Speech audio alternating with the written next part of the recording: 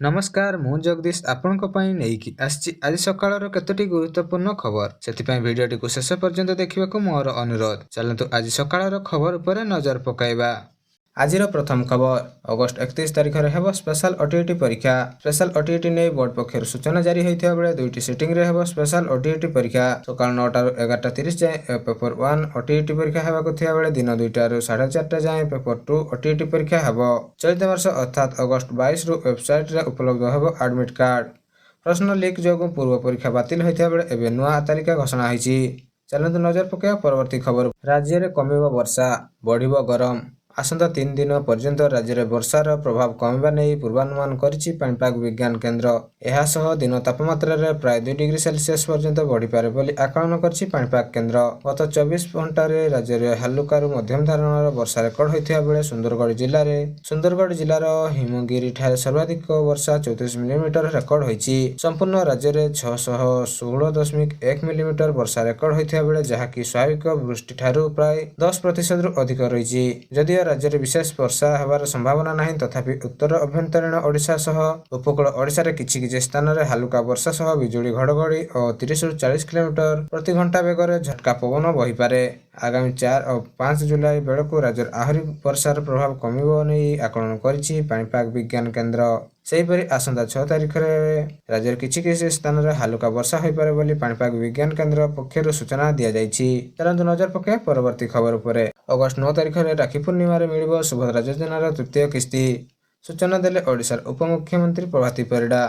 एवं राज्य में 1 कोटी रु अधिक महिला को प्रति 6 मास 5,000 मिलुवा बेले महिला आर्थिक विकास में ओडिशा रे सुभद्रा योजना लागू होइछि। 2 लाख आवेदन सर्वे करा जाय योग्य हिताधिकारी को टंका प्रदान करा जायथिबा बेले नुआ हिताधिकारी शामिल पय अगस्ट 9 रे खोलियो पोर्टाल। उपमुख्यमंत्री एहा ऊपर कहिसेंति जे अगस्ट 9 रे सुभद्रा पोर्टाल खोला हबो। जे मानक बयस 21 होई जायछि समान शामिल हेबे एवं पाखापाखि 60,000 अधिक महिला जहाको 60 वर्ष होई जायछि समान सीधा सड़क सामाजिक सुरक्षा योजना रे शामिल करियो लागि व्यवस्था करिछु। सेमाने सामाजिक सुरक्षा योजना शामिल हेबे एवं भत्ता पाइबे। सुभद्रा योजना वंचित हेबा परे सेमाने एथिरे जोड़ी होई जिवे। तृतीय किस्ती टंका प्रदान कार्यक्रम राज्य सरकार पक्षरु कोरापुट जयपुर आयोजित होइछि। मुख्यमंत्री मोहन चरण माझी कार्यक्रम जोग देई सुभद्रा टंका प्रदान करिवे। कटिया रे घरे घरे सुभद्रा टंका पहुंचाई जिवो एवं एहा पूर्वरु कटिया जाई सुभद्रा एनरोलमेंट चेक करिवे उपमुख्यमंत्री प्रभाती परिडा।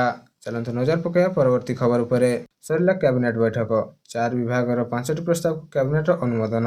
गत शुक्रवार राज्य कैबिनेट 23तम बैठक अनुष्ठित होइतिला।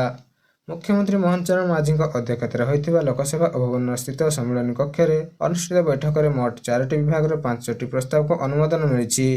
एने मुख्य शासन सचिव मनोज आहूजा गणमाध्यम सूचना दैछन्। बैठक रे जल संपद विभाग गोटिए, अणु क्षुद्र एवं मध्यम उद्योग एमएसपी विभाग गोटिए, विधि व आईन विभाग रे 2टी एवं अर्थ विभाग रे 1टी प्रस्ताव गृहीत होइतिला जहा कैबिनेट बैठक रे मंजूरी मिलिछि। चलंतु नजर पकाइबा परवर्ती खबर उपरे। ओडिया फिल्म पुष्करा को जातीय पुरस्कार घोषणा सारा ओडिशा पई खुशी आनी देला बेले यह ओडिशा एवं ओडिशा सिने जगत पई गर्व एवं गौरवर विषय।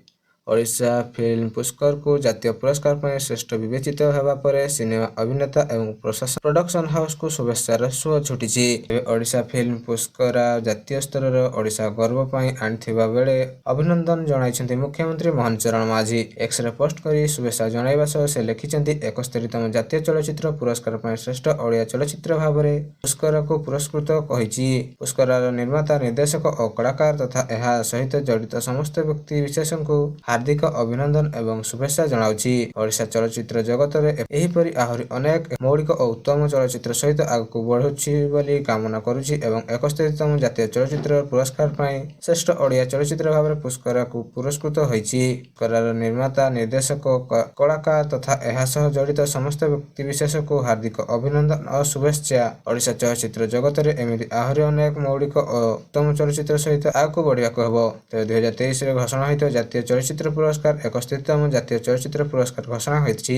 ओडिशा फिल्म पुरस्कार जातीय पुरस्कार घोषणा होइथिबा बेले शुभ्रांशु दास निर्देश रे पुष्कर को श्रेष्ठ ओडिया फिल्म भाबरे जातीय पुरस्कार मिलिबो। तरंग सिन्हा प्रोडक्शन पुरस्कार श्रेष्ठ ओडिया फिल्म विवेचित होइछि एवं एही चलचित्र मुख्य चरित्र रे सब्यसाची मिश्र अभिनय करिसंति। चलंत नजर पकाइबा परवर्ती खबर उपरे। ब्लॉक कर्मचारी दरमा बंद कले कलेक्टर। महंगा ब्लॉक रो कर्मचारी दरमा बंद। जुलाई मास दरमा बंद कला कटक जिल्लापाल। कटक କଟକ ଜିଲ୍ଲାପାଳଙ୍କ ନିର୍ଦ୍ଦେଶ କ୍ରମେ ଦରମା ବନ୍ଦ ହୋଇଥିବା ବେଳେ ଲଗାଣ ବର୍ଷାକୁ ଲକ୍ଷ୍ୟ କରି ସମସ୍ତଙ୍କ ଛୁଟି ବାତିଲ ଥିଲା। ଚତୁର୍ଥ ଶନିବାର ଦର୍ଶାଇ କର୍ମଚାରୀ ଅଫିସ ଆସିନଥିଲେ ଏବଂ ଅଭିଯୋଗ ପରେ ଶୃଙ୍ଖଳାଗତ କାର୍ଯ୍ୟାନୁଷ୍ଠାନ ଗ୍ରହଣ କରାଯାଇଛି। ତେବେ କଲେକ୍ଟରଙ୍କ ନିର୍ଦ୍ଦେଶରେ ଦରମା ବନ୍ଦ କଲେ ଜିଲ୍ଲା ଉନ୍ନୟନ ଅଧିକାରୀ। ଏମର୍ଜେନ୍ସି ଅଫିସ ନ ଆସିବା ଏବଂ ବାୟୋମେଟ୍ରିକ ନ ଲଗାଇବାରୁ ଦରମା ବନ୍ଦ ହୋଇଛି ବୋଲି ସୂଚନା ଆସିଛି। ଚାଲନ୍ତୁ ନଜର ପକାଇବା ପରବର୍ତ୍ତୀ ଖବର ଉପରେ। ଓଡ଼ିଶା ଯୁବବର୍ଗଙ୍କ ପାଇଁ ସରକାରୀ ଚାକିରିର ଏକ ବଡ଼ ସୁଯୋଗ ଆଣିଛନ୍ତି ମୁଖ୍ୟମନ୍ତ୍ରୀ ମୋହନ ଚରଣ ମାଝୀ। ଚଳିତ ବର୍ଷ ରାଜ୍ୟ ସରକାର ଆଉ 40,000 ସରକାରୀ ଚାକିରି ପ୍ରଦାନ କରିବାକୁ ଲକ୍ଷ୍ୟ ରଖିଛନ୍ତି ବୋଲି ମୁଖ୍ୟମନ୍ତ୍ରୀ ମୋହନ ଚରଣ ମାଝୀ ଘୋଷଣା କରିଛନ୍ତି। ଏକ୍ସ ପୋଷ୍ଟ ମାଧ୍ୟମରେ ଏହି ସୂଚନା ଦେଇ ସେ କହିଛନ୍ତି ଯେ ତାଙ୍କ ସରକାର ପ୍ରଥମ ପର୍ଯ୍ୟାୟରେ 28,000 ଚାକିରି ପ୍ରଦାନ କରିସାରିଛନ୍ତି ଓ ଦ୍ୱିତୀୟ ପର୍ଯ୍ୟାୟରେ 40,000 ନୂଆ ନିଯୁକ୍ତି ଦେବେ ବୋଲି ପ୍ରତିଶ୍ରୁତିବଦ୍ଧ। ଏହା ପୂର୍ବରୁ ମୁଖ୍ୟମନ୍ତ୍ରୀ ରାଜ୍ୟସ୍ତରୀୟ ସୁଶାସନ ଦିବସ ଅବସରରେ ଘୋଷଣା କରିଥିଲେ ଯେ ଆଗାମୀ 2 ବର୍ଷ ମଧ୍ୟରେ 75,000 ସରକାରୀ ପଦବୀ ପୂରଣ କରାଯିବ। ସେ ଦାବି କରି କହିଛନ୍ତି ଯେ ପୂର୍ବତନ ସରକାର ସମୟରେ ପ୍ରାୟ 1.5 ଲକ୍ଷ ପଦବୀ ଖାଲି ରହିଥିଲା, ଯାହା ବର୍ତ୍ତମାନ ସରକାର ପୂରଣ କରିବା ପାଇଁ ଦ୍ରୁତ ପଦକ୍ଷେପ ଗ୍ରହଣ କରୁଛନ୍ତି। ଖୁବ୍ ଶୀଘ୍ର 20,000 ଶିକ୍ଷକ ପଦବୀ ପୂରଣ କରାଯିବ ବୋଲି ମଧ୍ୟ ସେ ସୂଚନା ଦେଇଥିବା ବେଳେ ଏହି ଘୋଷଣା ରାଜ୍ୟର ଯୁବବର୍ଗଙ୍କ ପାଇଁ ଆଶାର ସଞ୍ଚାର କରିଛି। ଶିକ୍ଷା, ସ୍ୱାସ୍ଥ୍ୟ, ପ୍ରଶାସନ ଏବଂ ଅନ୍ୟାନ୍ୟ କ୍ଷେତ୍ରରେ ଏହି ନିଯୁକ୍ତି ପ୍ରକ୍ରିୟା ରାଜ୍ୟର ବେକାରୀ ସମସ୍ୟା ହ୍ରାସ କରିବା ସହ ସୁଶାସନକୁ ଆହୁରି ଦୃଢ଼ କରିବ ବୋଲି ଆଶା କରାଯାଉଛି।